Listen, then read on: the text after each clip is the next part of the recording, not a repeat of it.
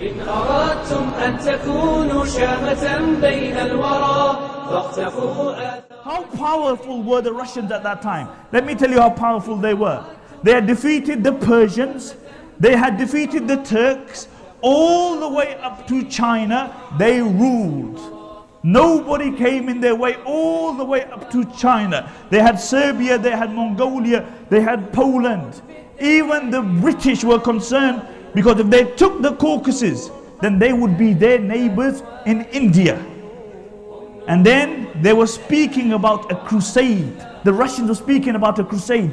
They were saying that if we take the Caucasus, then we will be able to start a new crusade. We can liberate the holy lands, the Masjid al-Aqsa. And then Allah subhanahu wa ta'ala created a man who I call the Salahuddin of the Caucasus, Imam Shamil rahimahullah. For the next quarter of a century, Imam Shamil did not allow this superpower to move. They did whatever they could, but they could not defeat Imam Shamil rahimahullah. Imam Shamil was born where? He was born in a village called Gimri in Dagestan in 1797. He belonged to a family of Avars. Avars are people who live in the Caucasus and who are very high, 9 generations of very high nasab and family. This was what his real lineage was. But the Russians didn't believe that. The Russians, when they heard about Imam Shamil and his great feats and how heroic this man was and how magnificent he was, they said, no, there's no way that this man can be a Muslim or of any other origins besides Christians. So what they said, that he was actually the son of a prince from Georgia, Christian prince, who had an ikhtilaf with his brother and who migrated to the Caucasus. And then from there he migrated to Persia. And this was his son. Meaning that Imam Shamil was too good to be a Muslim. He was too good to be a Muslim. Imam Shamil rahimahullah, as a child, he would spend much of his time in the masjid. He would learn the Quran, the Sunnah. He was a man who did a lot of dhikr. He was actually a Sufi.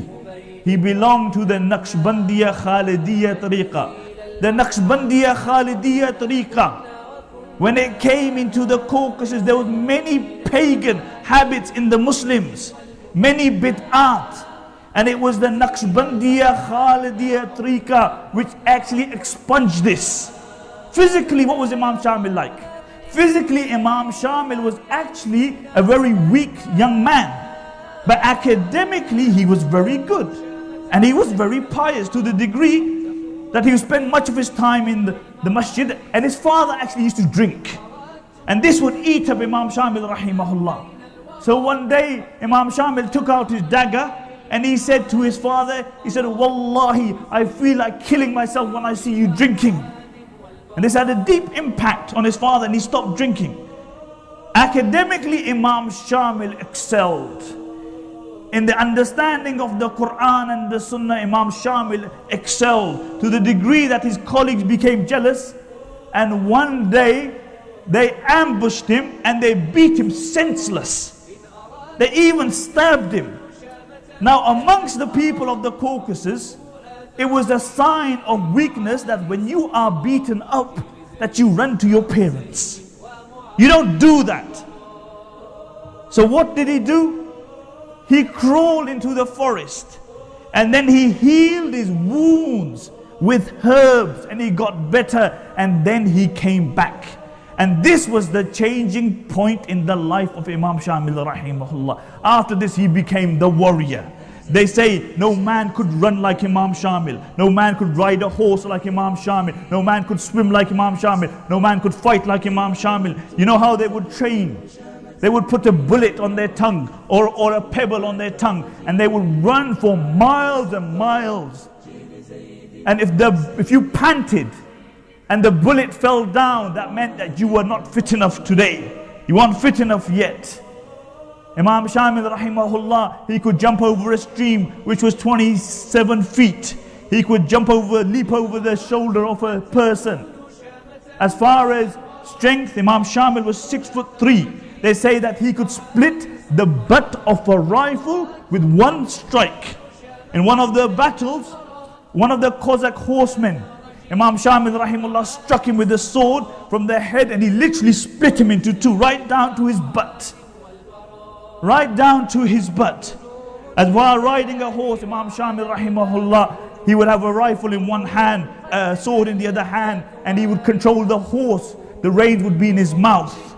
And this is how he would control the horse. He could come down from the horse, come down to the belly, and come up from the other side. This is what these people were like. The London Times defined Imam Shamil as the greatest chieftain who ever lived. The Times 150 years ago wrote so many articles on Imam Shamil that the articles, the cuttings reached him in the mountains of the Caucasus. The mountains of the Caucasus. فاقتفوا آثار جيل للمعالي سطرا جيل زيد وأسيد ومعاذ والبراء